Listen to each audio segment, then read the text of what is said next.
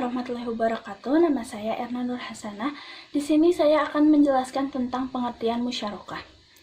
Secara bahasa, musyarakah sering pula disebut dengan syirkah yang berarti al-ikhtilah atau pencampuran atau persekutuan dua hal atau lebih, sehingga antar masing-masing sulit dibedakan, seperti persekutuan hak milik atau perikatan usaha.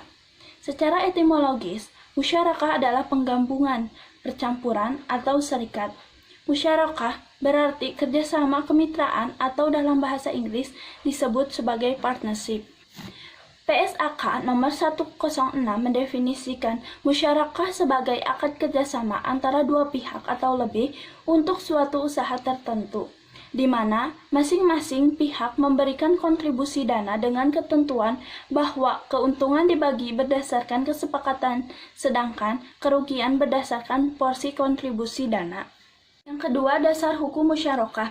Musyarakah merupakan akad yang diperbolehkan berdasarkan Al-Quran, Sunnah, dan juga ijma yang terdapat dalam surat An-Nisa ayat 12 dan juga Syad ayat 24. Kedua ayat di atas menunjukkan perkenaan dan pengakuan Allah SWT akan adanya perserikatan dalam kepemilikan harta. Hanya saja dalam surat An-Nisa ayat 12, perkosian terjadi secara otomatis karena waris, sedangkan dalam surat Syad ayat 24 terjadi atas dasar akad. Allah Subhanahu wa Ta'ala berfirman, "Aku adalah pihak ketiga dari orang yang berserikat, selama satu pihak tidak mengkhianati pihak yang lain. Jika salah satu pihak telah berkhianat, aku keluar dari mereka." HR Abu Dawud dari Abu Hurairah. Saya, Dini Apriani, akan menyampaikan mengenai jenis-jenis dari akad musyarakah. Yang pertama yaitu ada berdasarkan ulama fikih. Nah, berdasarkan ulama fikih yang pertama itu ada syirkah al-milk. Nah, syirkah ini memiliki pengertian kepemilikan bersama, yang keberadaannya muncul apabila dua orang atau lebih menerima atau memperoleh kepemilikan bersama atas suatu kekayaan. Nah, di dalam jenis musyarakah kepemilikan bersama ini terdapat yang bersifat ikhtiariyah dan juga ada yang bersifat jabariyah. Nah, yang bersifat ikhtiariyah ini yaitu yang secara sukarela.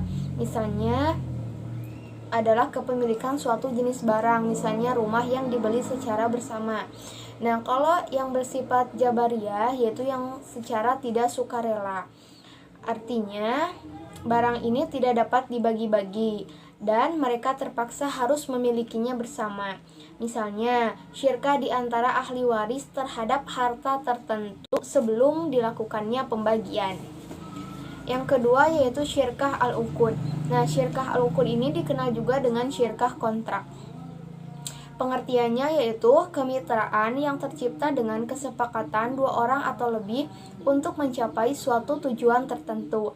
Syirkah al-uqud ini terbagi lagi menjadi beberapa bagian. Yang pertama yaitu ada syirkah abdan. Nah, syirkah abdan ini memiliki pengertian bentuk kerjasama antara dua orang atau lebih dari kalangan pekerja atau profesional, di mana mereka sepakat untuk bekerja dan mengerjakan suatu pekerjaan itu dan berbagi penghasilan. Contohnya kerjasama antara para akuntan, dokter, tukang jahit, tukang bangunan, dan lain sebagainya. Yang kedua dari syirkah al-uqud ini, pembagiannya itu ada syirkah wujuh. Syirkah wujuh ini adalah kerjasama antara dua pihak, di mana masing-masing pihak sama sekali tidak menyertakan modal. Mereka menjalankan usahanya berdasarkan kepercayaan pihak ketiga. Lalu yang ketiga, yakni ada syirkah inan. Nah, syirkah inan ini adalah bentuk kerjasama di mana posisi dan komposisi pihak yang terlibat di dalamnya adalah tidak sama, baik dalam hal modal maupun pekerjaan. Nah, yang terakhir yaitu ada syirkah mufawadoh. Nah, syirkah ini adalah bentuk kerjasama di mana posisi dan komposisi pihak-pihak yang terlibat di dalamnya harus sama, baik dalam hal modal, pekerjaan, keuntungan, maupun risiko kerugian, dan lain sebagainya. Berdasarkan pernyataan akuntansi, jenis dari syirkah terbagi menjadi dua. Yang pertama, syirkah permanen, dan yang kedua, syirkah menurun atau syirkah mutanakiso. Nah, yang syirkah permanen ini musyarakah dengan ketentuan bagian dana setiap mitra ditentukan saat akad dan tetap jumlahnya hingga akhir masa akad. Misalnya seorang mitra A dan mitra P menyertakan modalnya itu 20 juta, maka pada masa akhir akadnya juga harus menerima modal sebesar 20 juta pula. Syirkah yang kedua yakni syirkah mutanakisoh atau syirkah menurun. Syirkah menurun memiliki pengertian musyarakah dengan ketentuan bagian dana salah satu mitra akan dialihkan secara bertahap kepada mitra lainnya, sehingga bagian dananya akan menurun dan pada akhir masa akad mitra lain tersebut akan menjadi pemilik penuh usaha musyarakah tersebut. Dan ketentuan syariah dalam akad musyarakah. Prinsip dasar yang dikembangkan dalam syirkah adalah prinsip kemitraan dan kerjasama antara belah pihak yang terkait untuk mencapai keuntungan bersama. Adapun sebagian rukun syirkah, ijab qabul atau serah terima adalah adanya kesepakatan antara dua belah pihak yang bertransaksi. B. Dua pihak yang berakad dan memiliki kecakapan melakukan pengelolaan harta. C. Objek musyarakah yang mencakup modal dan kerja. D.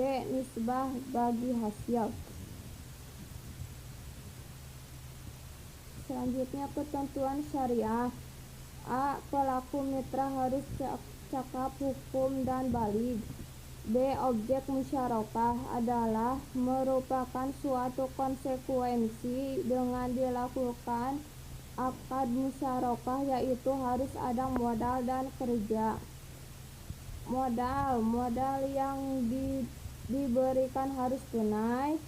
Modal yang diserahkan dapat berupa uang tunai, emas, aset perdagangan, atau tak berwujud seperti hak paten. Bentuk non-kas maka harus ditentukan nilai tunainya terlebih dahulu dan harus disepakati bersama. Kerja setiap mitra bekerja atas dirinya atau mewakili mitra. Meskipun porsi mitra yang satu dengan yang lainnya tidak harus sama, maka mitra yang bekerja lebih banyak boleh meminta bagian keuntungan lebih besar. C. Ijab qabul. Ijab qabul di sini yaitu pernyataan tertulis dan ekspresi saling ridho antara para pelaku akad. D. Nisbah. Pembagian keuntungan harus disepakati oleh para mitra. Perubahan nisbah harus disepakati para mitra. Keuntungan yang dibagi tidak boleh menggunakan nilai proyek akan tetapi harus menggunakan nilai realisasi keuntungan. Ya, baik. Untuk selanjutnya, di sini saya akan menyampaikan terkait produk hukum musyarakah dan berakhirnya akad musyarakah. Untuk produk hukum daripada musyarakah ini sebetulnya sudah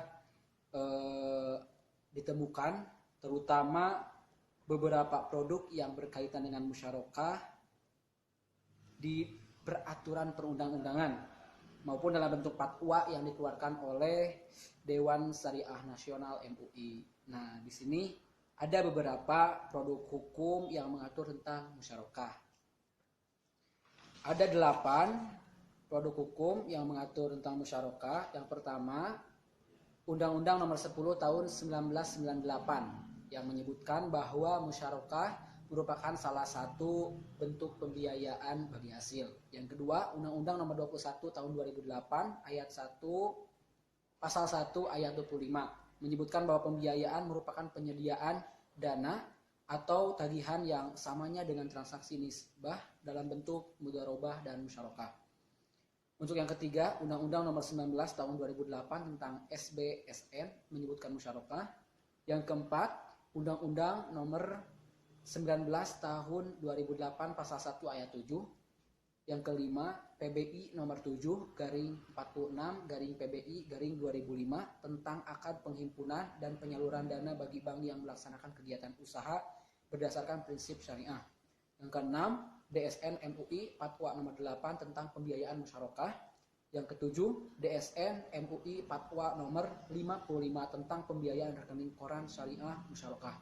Yang kedelapan, DSN MUI Fatwa Nomor 73 tentang musyarakah mutanakiso. Nah, itu beberapa produk hukum daripada musyarakah. Untuk selanjutnya, berakhirnya akad musyarakah. Di sini ada tiga yang menyebabkan berakhirnya akad musyarakah. Apa saja itu? Yang pertama, jika salah satu pihak menghentikan akad. Yang kedua, salah seorang mitra meninggal atau hilang akal. Dalam hal ini bisa digantikan oleh ahli waris jika disetujui oleh para mitra lainnya. Dan yang ketiga, modal musyarakah habis. Nah, mungkin itu produk hukum daripada musyarakah dan berakhirnya akad musyarakah. Salah satu dari bentuk suatu akad yakni akad mudharabah. Nah, ciri dari akad mudharabah ini adalah suatu akad yang memiliki resiko tinggi bagi pemilik dana karena modal finansial seluruhnya ditanggung oleh pemilik dana. Nah, sementara bila terjadi kerugian yang bukan merupakan kelalaian dari pengelola dana, maka pemilik dana harus menanggung kerugian tersebut. Pengertian dari mudharabah. Nah, berasal dari kata ad-darbi fil ardi yang artinya bepergian untuk urusan dagang. Disebut juga qirad yang berasal dari kata al-qardu yang berarti potongan karena pemilik dana memotong sebagian hartanya untuk diperdagangkan dan memperoleh sebagian keuntungan. Nah, menurut PSAK mendefinisikan mudharabah yaitu sebagai suatu akad kerjasama usaha antara dua pihak di mana pihak pertama itu sebagai pemilik dana atau disebut juga dengan sohibul mal yang menyediakan seluruh dananya, sedangkan pihak kedua disebut sebagai mudharib atau pengelola dana. Nah, bertindak selaku pengelola dana dan keuntungan dibagi di antara mereka sesuai kesepakatan.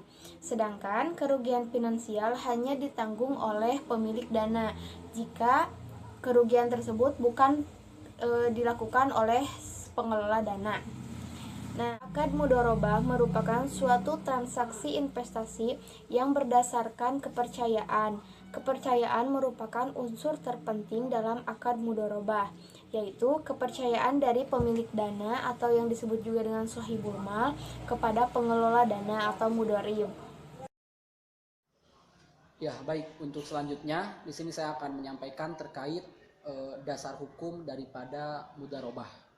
Nah, ini ada beberapa yang mendasari hukum mudharabah. Yang pertama dari Al-Quran, yang kedua Al-Hadis, yang ketiga Ijma, yang keempat dari Qiyas, dan yang kelima kaidah fikih. Nah, ini untuk yang mendasari dari Al-Quran itu tercantum dalam Al-Quran surat Al-Mujamil ayat 20, di mana Allah berfirman, Dia mengetahui bahwa akan ada di antara kamu orang-orang yang sakit dan orang-orang yang berjalan di muka bumi mencari sebagian karunia Allah, dan orang-orang yang lain lagi yang berperang di jalan Allah. Nah, itu merupakan dasar hukum mudharabah yang tercantum dalam Al-Quran. Itu salah satunya. Untuk selanjutnya yang kedua hadis. Hadisnya di sini hadis riwayat Ibnu Majah, di mana Su'aib radhiyallahu anhu berkata, Rasulullah bersabda, ada 3 hal yang mengandung berkah. Jual beli tidak secara tunai, mudharabah, dan mencampur gandum dengan jawawut untuk keperluan rumah tangga, bukan untuk dijual. Nah, itu dasar hukum daripada mudharabah yang didapati dari hadis.